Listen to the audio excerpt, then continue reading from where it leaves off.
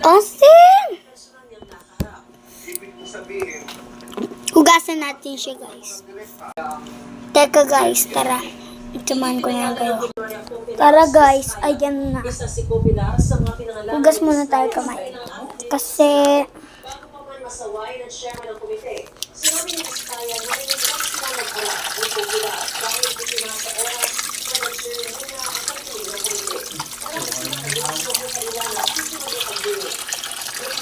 hindi yung pagkakulay niya, guys.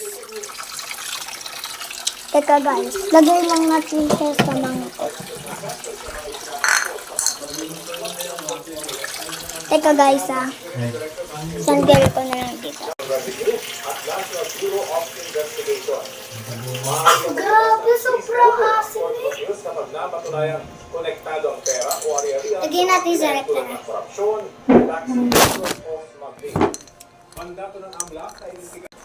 Yan na, guys. Tikman natin kung maasim.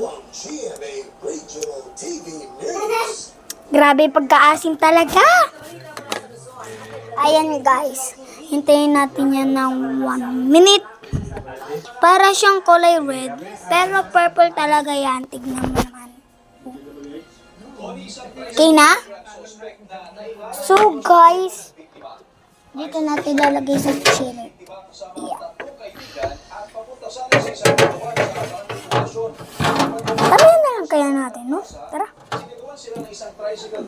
Hugas ulit natin. Nakalimutan ko pa.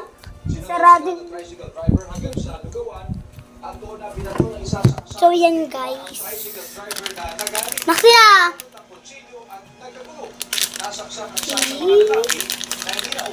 Last one na. Okay.